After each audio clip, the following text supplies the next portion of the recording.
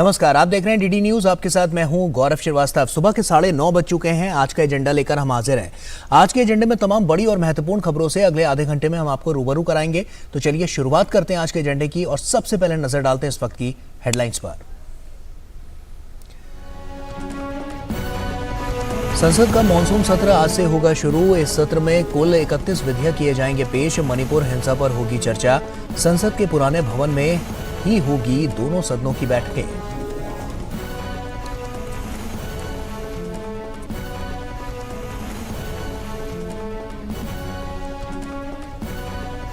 इंदौर में जारी G20 की रोजगार कार्य समूह की चौथी बैठक का आज दूसरा दिन। सामाजिक सुरक्षा का सतत वित्त पोषण समेत कई अहम मुद्दों पर हो रही है चर्चा।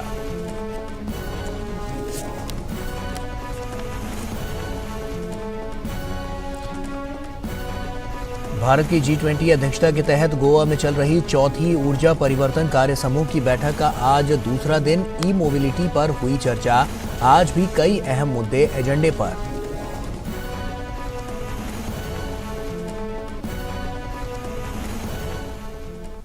और आइए अब आज के एजेंडे की शुरुआत करते हैं। संसद का मानसून सत्र आज से शुरू हो रहा है। 11 अगस्त तक चलने वाले 23 दिन के इस सत्र में 17 बैठकें होंगी। मानसून सत्र में सरकार की ओर से 31 नए विधेयक पेश किए जाएंगे और उन्हें पारित कराने की कोशिश होगी। इन विधेयकों में राष्ट्रीय राजधानी क्षेत्र दिल्ली सरकार संशोधन अध्यादेश भी शामिल है। इसके साथ ही सिनेमेटोग्राफ संशोधन विधेयक 2019 सहित कई अन्य विधेयकों को भी शामिल किया गया है। मानसून सत्र हंगामेदार रहने के आसार हैं। एक ओर जहां सरकार महत्वपूर्ण विधेयकों को पारित कराने की कोशिश में होगी, तो वहीं दूसरी ओर विपक्ष ने रेल सुरक्षा, महंगाई और अडानी मामले पर जेपीसी गठित करने की मांग सहित अन्य मुद्दों पर चर्चा की मांग के संकेत दिए हैं। हालांकि कल हुई सर्वदलीय बैठक में सत्ता पक्ष की ओर से कहा गया है कि वो मणिपुर हिंसा पर चर्चा करने के लिए तैयार है। संसद का मौजूदा सत्र पुरानी बिल्डिंग में हो रहा है।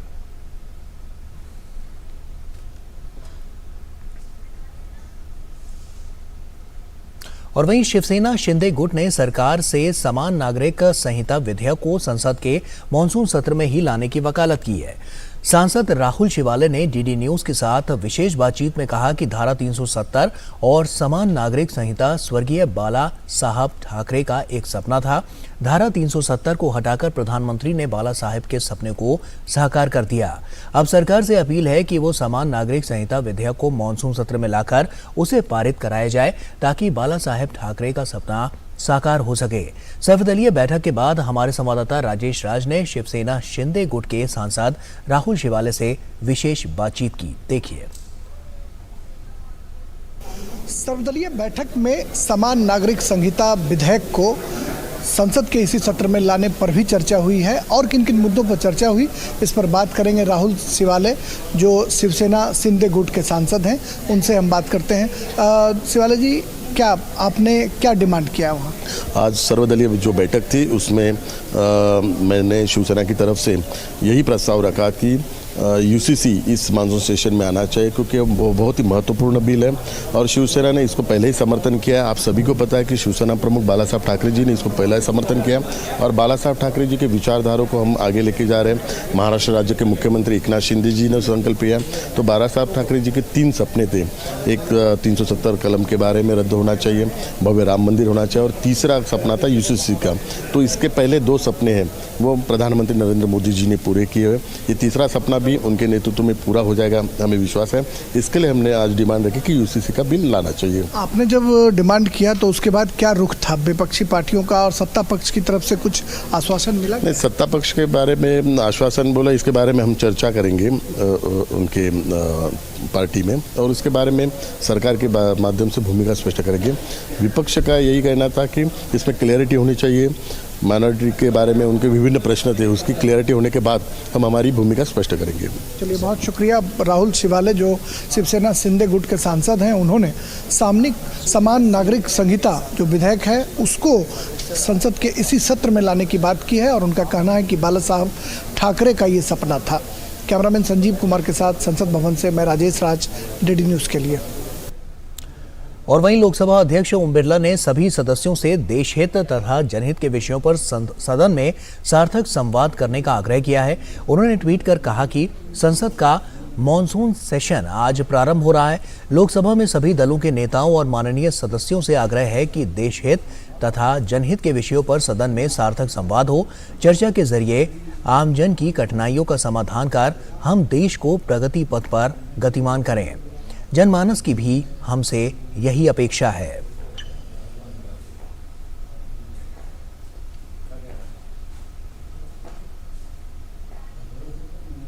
और संवाददाता ऋषि कुमार हमारे साथ जुड़ रहे हैं।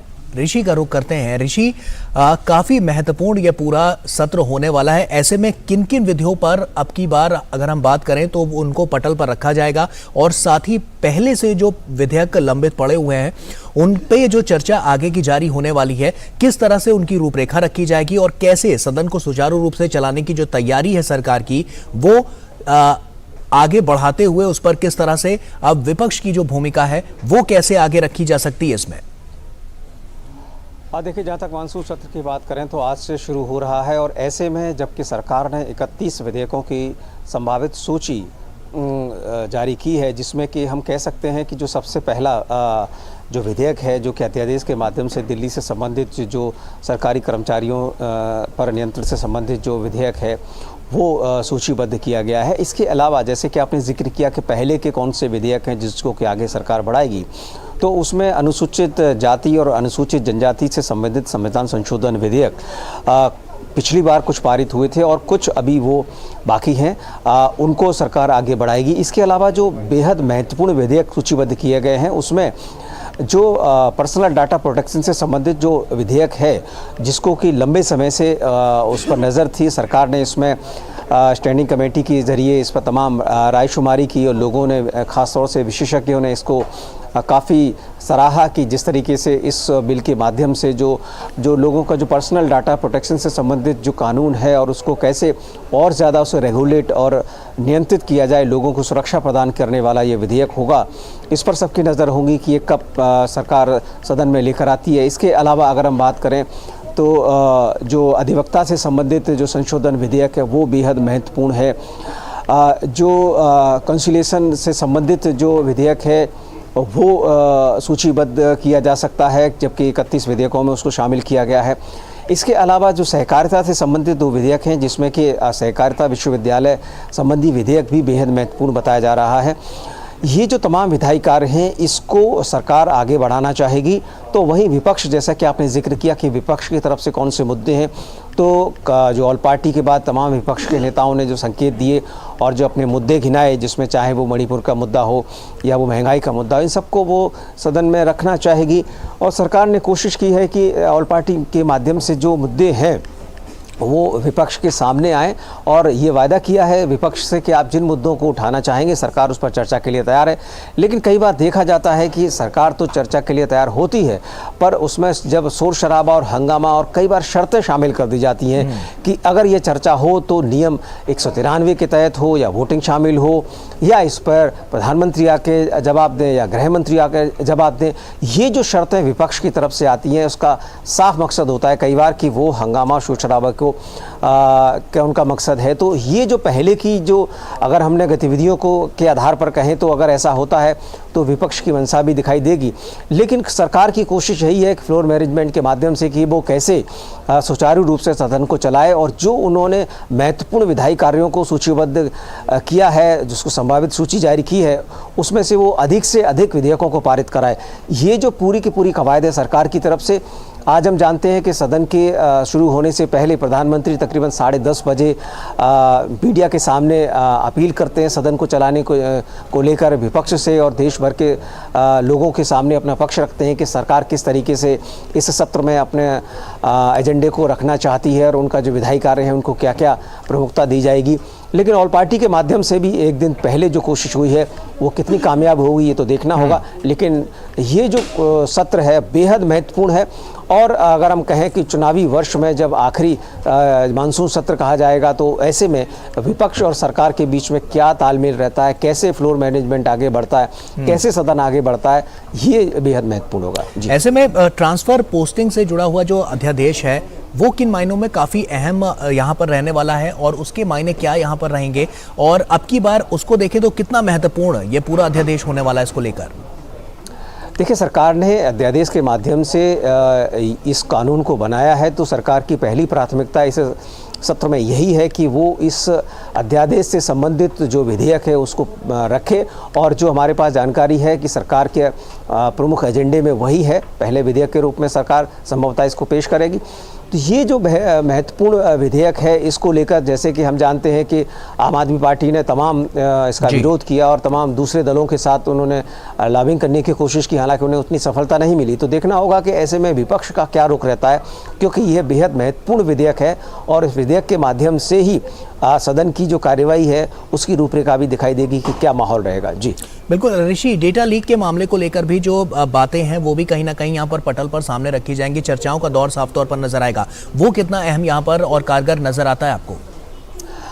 देखिए, डाटा प्रोटेक्शन से संबंधित जो विधेयक है वो बहुत महत्वपूर्ण विधेयक है इस मायनों में, जबकि हम जानते हैं कि आज के दौर में जिस तरीके से जो कि पूरी की पूरी गतिविधि है देश भर में लोगों की, चाहे वो ऑनलाइन ट्रांजैक्शन का मसला हो या सोशल मीडिया का मसला हो, या इसमें अगर हम बात करें कि जो ऑनलाइन एजुकेशन का मसला हो, बहुत चीज़ें ऐसी हैं जब अब ऑनलाइन होती जा रही हैं और हो चुकी हैं। तो ऐसे में जो डाटा है वो बहुत बड़ा इशू है और इसका प्रोटेक्शन और पर्सनल डाटा का प्रोटेक्शन ये सरकार की प्राथमिकता है। इसको लेकर तमाम मसला कोर्ट में भी गया, कोर्ट ने भी इसमें कहा कि ये नागरिकों का अधिकार है, मूलभूत अधिकारों में शामिल है कि जिस तरीके से जो पर्सनल डाटा है, चाहे वो आधार से संबंधित डाटा हो, जिसको लेकर सरकार ने सदन में बार बार कहा है कि पूरी तरीके से प्रोटेक्टेड है और इसमें किसी भी तरीके की लीक संभव नहीं है। लेकिन इन सब के बावजूद जब पूरे विस्तृत रूप में, एक वृहद रूप में जब कोई बिल लाया जाता है तो उसमें समग्र रूप में एक नीति बनती है कि अगर हम डिजिटल प्लेटफॉर्म पे हैं तो उसके क्या मायने हैं और उसका प्रोटेक्शन कैसे हो।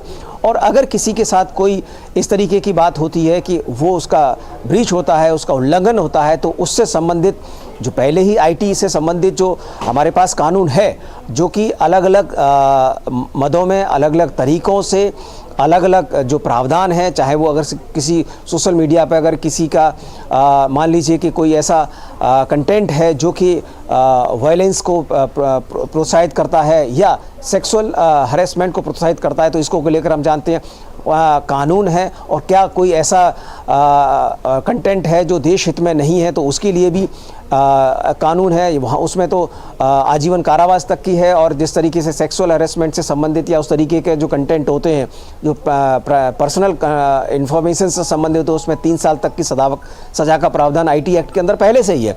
तो ये जो चीज़ें हैं, चाहे वो आईटी एक्ट के साथ इस डाटा प्रोटेक्शन के क्या तारतम्य रहेंगे, कैसे उसको और ज़्यादा समावेशित रूप में आगे बढ़ाया जाएगा, तो ये भी जो विधेयक है और इसको कमेटीज़ के माध्यम से आगे सरकार लेकर आ रही है। इस पर पहले से ही चर्चा हो चुकी है, विस्तृत चर्चाएं हो चुकी हैं, एक्सपर्ट्स की जानकारियां, उनके जो सुझाव हैं वो लिए जा चुके हैं। उसके बाद इसको कैबिनेट ने पारित करके बिल के रूप में रखा है। देखना होगा ये किस दिन सरकार लेके आती है। जी बिल्कुल, चलिए आप नजर बनाकर रखिए, हम आगे भी आपसे अपडेट लेते रहेंगे। बहुत बहुत शुक्रिया बहरहाल आपका तमाम जानकारियां हमसे साझा करने के लिए। आगे बढ़ते हैं। इंदौर में जारी G20 की रोजगार कार्य समूह की चौथी बैठक का आज दूसरा दिन है। रोजगार कार्य समूह की बैठक में G20 आमंत्रित देशों और अंतर्राष्ट्रीय संगठनों को मिलाकर 86 प्रतिनिधि भाग ले रहे हैं। बैठक में सामाजिक सुरक्षा का सतत वित्त पोषण, गिग और प्लेटफॉर्म अर्थव्यवस्था तथा सामाजिक सुरक्षा और वैश्विक कौशल अंतराल को संबोधित करना, इन 3 महत्वपूर्ण मुद्दों पर चर्चा जारी है। G20 की रोजगार कार्य समूह की चौथी बैठक के पहले दिन प्रतिनिधियों ने विश्व प्रसिद्ध मांडू का दौरा किया। इस दौरान विदेशी मेहमान मांडू के किले का इतिहास जानने के लिए बेहद उत्साहित नजर आए। मांडू पहुंचने पर मेहमानों का मालवी अंदाज में स्वागत हुआ, साथ ही यहाँ का पारंपरिक नृत्य देखकर वे भाव विभोर हो गए। मांडू में प्रतिनिधियों ने लाइट और साउंड शो का आनंद लेते हुए मांडू के इतिहास को भी जाना। वहीं अगर बात कल होने वाली श्रम और रोजगार मंत्री स्तरीय बैठक की करें तो इसमें G20 देशों और आमंत्रित देशों के 25 श्रम और रोजगार मंत्रियों समेत 165 प्रतिनिधियों के शामिल यहां पर ये होंगे और तीनों मुद्दों पर अंतिम प्रतिनिधि मंत्री स्तर की बैठक के बाद सामने आएंगे। इंदौर से हमारे सहयोगी आदित्य श्रीवास्तव हमारे साथ जुड़ रहे हैं। आदित्य का रुख करते हैं। आदित्य, साफ तौर पर यह बैठक काफी महत्वपूर्ण है, तमाम चर्चाओं का दौर यहां पर जारी है, क्या खास होने वाला है आज?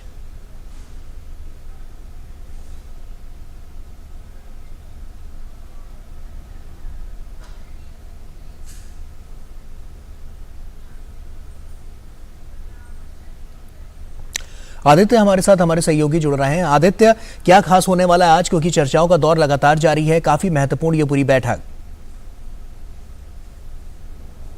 गौरव, खास ये है कि जिन मुद्दों पर गुवाहाटी, जेनेवा, जोधपुर में और इंदौर में कल मंथन हुआ है, अब दरअसल उन पे फाइनल मसौदे पर कैसे पहुंचा जाए। कौशल अंतराल हो, चाहे गिग प्लेटफॉर्म इकोनॉमी हो, सामाजिक सुरक्षा और सतत वित्त पोषण हो, ये तमाम 3 विषय हैं जिन पर अब नेगोशिएशंस चल रहे हैं। और आज का दिन और है, आज के दिन लगभग अब ये कोशिश की जाएगी कि अंतिम मसौदे पर पहुंचा जाए, ताकि कल जब मंत्री स्तरीय बैठक होगी, श्रम और रोजगार मंत्री G20 देशों के शामिल होंगे, तो उसके बाद जो फाइनल डिक्लेरेशन होगा वो इसका पूरा अमृत जिसे कहें इस मंथन के बाद वो निकलकर सामने आएगा। लेकिन समूह के तौर पर अगर देखें, G20 देशों की सबकी अपनी अपनी समस्याओं को अगर देखें, तो वो इस प्लेटफॉर्म पर बहुत बेहतर तरीके से सबने रखा है। किस तरीके से कौशल अंतराल पे काम किया जाए, कैसे जो गिग और प्लेटफॉर्म इकोनॉमी है उसको एक सोशल सिक्योरिटी मिल सके। अब उदाहरण के तौर पर गौरव, अगर इसको समझें बहुत आम भाषा में, तो जिस तरीके से एक मान लीजिए प्लम्बर है या एक ड्राइवर है, वो काम तो कर रहा है, कई समय से अपना योगदान दे रहा है, लेकिन उसने कोई सर्टिफाइड कोर्स नहीं है, उसके पास कोई सर्टिफाइड ट्रेनिंग नहीं है, जिस वजह से उसको सर्टिफिकेशन नहीं मिलता, रिकॉग्नाइजेशंस नहीं मिलते हैं। इस वजह से एक ऐसा प्लेटफॉर्म बने, तमाम G20 देशों में आपस में साझा वो प्लेटफॉर्म हो, जिससे इस समस्या का हल निकल सके। हम जानते हैं हमारे देश में फ्रीलांस के क्षेत्र में एक बड़ा वर्ग काम करता है, जो हमारी सभी देशों की इकोनॉमी पर एक बहुत बड़ा जोर डालता है। ऐसे में उसको एक सोशल सिक्योरिटी मिले, सामाजिक सुरक्षा मिल सके, उसकी आय बढ़े, उस पर एक प्लेटफॉर्म बने। और साथ साथ महत्वपूर्ण बात गौरव यहाँ पर यह भी है कि सभी देश कोई ना कोई नवाचार कर रहे हैं, सभी देश कोई ना कोई प्रयास कर रहे हैं। उन तमाम प्रयासों को भी इन सभी बैठकों में रखा गया है एक प्लेटफॉर्म पर, और आपस में क्या बेस्ट प्रैक्टिसेस हैं जो ले जा सकती हैं एक देश से दूसरे देश के बीच में, उसको भी उम्मीद हम ये कर सकते हैं। जैसे भारत का ई-श्रम पोर्टल है, भारत इस ई-श्रम पोर्टल पर लंबे समय से पिछले 6-7 सालों से काम कर रहा है और उसके अच्छे परिणाम भी निकले हैं, जिसका एक प्रेजेंटेशन भी दिया गया। तो किस तरीके से इस तरीके के नवाचार जो है वो दूसरे देशों को लाभ दे सकें, क्योंकि भारत तो वसुधैव कुटुंबकम की बात करता है, one earth one family one future की बात करता है, तो भारत तो अपने इनोवेशंस आइडियाज को शेयर भी करना चाहता है। ऐसे में फाइनल कंसेंसस जो हो, जो भारत की इस अध्यक्षता में G20 की अलग अलग बैठकें हो रही हैं, वो निकलकर कल मंत्री स्तरीय बैठक में सामने आ सकता है। आदित्य, देश में जैसा कि हम देखते हैं हर क्षेत्र से तमाम सांस्कृतिक जो पहल है वो नजर आती है। ऐसे में जो हर जिला, हर उत्पाद की जब हम बात करते हैं, तो कहीं ना कहीं इंटरनेशनल फोरम पर उनको भी जगह दी जा रही है। क्या ये भी एक माध्यम हो सकता है यहाँ पर, और ये भी एक बड़ा फैक्टर यहाँ पर पॉजिटिविटी के साथ सामने आ सकता है? गौरव, बहुत महत्वपूर्ण सवाल आपने किया है, और हम देख रहे हैं चूंकि 200 के करीब या 200 से ज़्यादा बैठकें पूरे देश भर में अब लगभग होनी हैं और चल भी रही हैं, और इन तमाम बैठकों में भारत की विविधता को लोग जाने। भारत के प्रधानमंत्री ने तो हाल में पेरिस में कहा भी है कि G20 के जरिए भारत दुनिया के सामर्थ्य को देख रहा है। वह वन डिस्ट्रिक्ट वन प्रोडक्ट की अगर बात की जाए, इंदौर की बात करें, तो जो एक एग्जीबिशन यहाँ पर लगाई गई है, चाहे वो रतलाम के सेब हो, इंदौर के आलू के चिप्स हो, आलू के प्रोडक्ट्स हो, या कोदो कुटकी हो, डिंडौरी और बालाघाट की अगर बात की जाए, तो इनको भी प्रदर्शित किया गया है। साथ साथ तमाम वो उपक्रम केंद्र सरकार के और राज्य सरकार के हैं जो अपने अपने स्तर पर बहुत क्षेत्रीय लेवल पर चलाते हैं, वो अंतर्राष्ट्रीय फलक पर पहुंचे, उनको पहचान मिले, वो अर्थव्यवस्था में और अपना बड़ा योगदान दें। ये भी कोशिश इन प्लेटफॉर्म के जरिए हो रही है, और यहाँ जो एग्जीबिशन लगाई गई है वहां पर वो उत्पाद रखे गए हैं। वो उत्पाद तमाम G20 देशों से आए लोग भी देख रहे हैं। टूरिज्म की अगर बात करें, जिस तरीके से सस्टेनेबल टूरिज्म की अगर बात की जाती है, क्या इनोवेशन, नवाचार टूरिज्म को बढ़ाने को लेकर चल रहे हैं, और जब पर्यटक दूसरे देशों से यहाँ पहुंचे तो किन सुविधाओं का लाभ वो ले सकते हैं, जिससे न सिर्फ भारत सर्विस प्रोवाइडर के तौर पर तो उभरेगा ही, साथ ही जो स्थानीय स्तर पर जो ग्रामीण अंचलों में टूरिज्म होना चाहिए उसको भी बढ़ावा मिल सके और वो अर्थव्यवस्था में शामिल हो सके।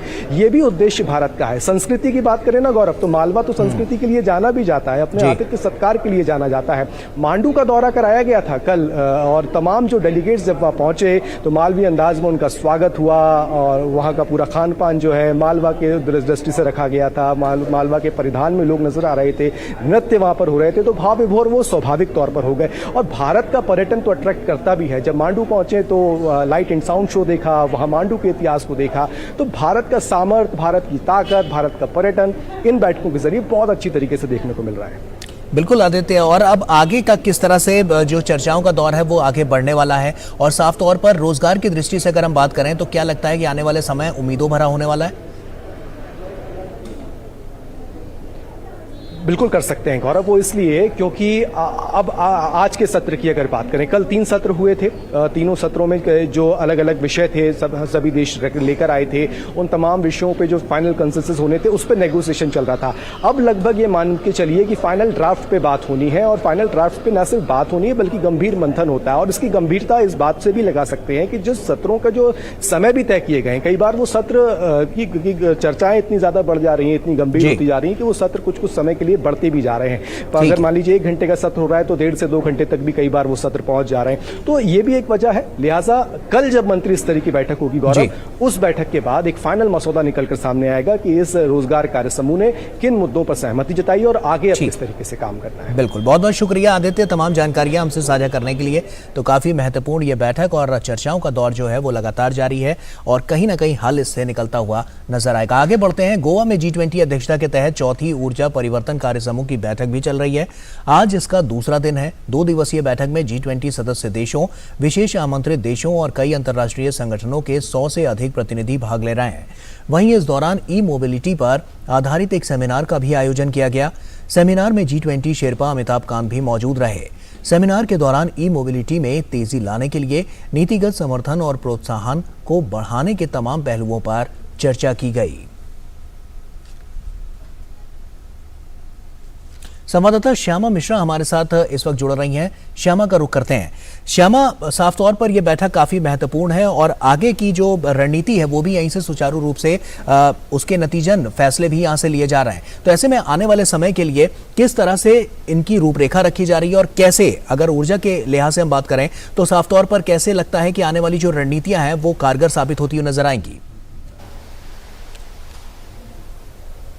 देखिए गौरव, अगर हम भारत की बात करें तो जो प्रायोरिटी एरियाज रखी जाती हैं, जो हर मीटिंग में डिस्कस की जाती हैं, हर वर्किंग ग्रुप में डिस्कस की जाती हैं, वो काफ़ी अहम होते हैं। और जितनी भी डेलीगेट से हमने अभी तक बात की है उन्होंने यही बताया कि जो प्रायोरिटी एरियाज भारत ने चुनी है वो काफ़ी रेलेवेंट है और टाइमली भी है। तो यही सारे जो 6 प्रायोरिटी एरियाज हैं जो एनर्जी ट्रांजिशन वर्किंग ग्रुप में डिस्कस किए जा रहे हैं अब तक, और ये चौथी मीटिंग है तो बहुत काफ़ी अहम मीटिंग होती है ये, क्योंकि यहाँ पर मिनिस्टीरियल कम्युनिके ड्राफ्ट किया जा रहा है। दूसरा दिन है तो आज फाइनलाइज भी किया जाएगा।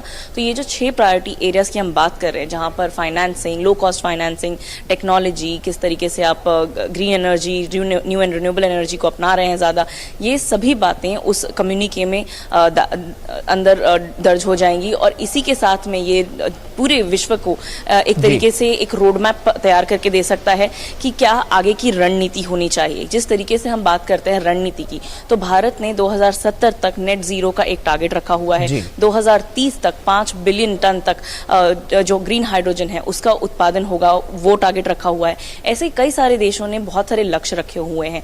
जरूरत यह है कि एक कलेक्टिव एफर्ट लिए जाए, सारे देश साथ में आए, ना सिर्फ जो G20 के मेंबर कंट्रीज हैं या जो यहाँ पर देश आए हुए हैं, बल्कि वो सभी देश जो यहाँ पर टेबल पर मौजूद नहीं हैं, वो सभी आए साथ में और एक कलेक्टिव एफर्ट लें, और ताकि एक एक्शनेबल डिसीजन ली जा सके। क्योंकि आगे आने वाले समय में हम सभी जानते हैं कि जो ई व्हीकल्स है या जो न्यू एंड रिन्यूएबल एनर्जी है वही हमारा फ्यूचर होगा, और जो कन्वेंशनल सोर्स ऑफ एनर्जी है उसे हमें छोड़ना होगा, क्योंकि हम काफ़ी ज़्यादा भार दे चुके हैं उसके ऊपर और उसके कई सारे नेगेटिव इफेक्ट्स भी हैं। तो समय अब ये आ चुका है कि जल्द से जल्द हम ट्रांजिशन करें जो न्यू एंड रिन्यूएबल एनर्जी हैं या जो नए सोर्सेस हैं, क्योंकि भारत में भी काफ़ी ज़्यादा अब एक प्रयास शुरू है ई व्हीकल्स की तरफ में। और ई व्हीकल्स की अगर हम बात करें तो कल जो गोवा में ये साइड इवेंट आयोजित की गई थी, वहाँ पर गोवा के मुख्यमंत्री प्रमोद सावंत, इन्होंने एक बहुत बड़ा बयान दिया कि अब 2024 से जो भी टूरिस्ट व्हीकल ली जाएगी, जो टूरिस्ट व्हीकल्स देते हैं,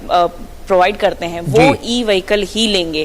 तो हम समझ सकते हैं कि कितना ज्यादा पर्यावरण पे इसका पॉजिटिव इफेक्ट होने वाला है। और ऐसे ही सभी जो स्टेट्स हैं वो यहाँ पर से एग्जाम्पल ले सकते हैं। गौरव, बहुत बहुत शुक्रिया श्यामा, तमाम जानकारियां हमसे साझा करने के लिए। आप नजर बनाकर रखिए, इस बैठक से जुड़ी तमाम अहम जानकारियां हम आगे भी आपसे लेते रहेंगे। बहुत बहुत शुक्रिया। और इसी के साथ आज के एजेंडे में फिलहाल अभी के लिए इतना ही। दीजिए इजाजत, नमस्कार।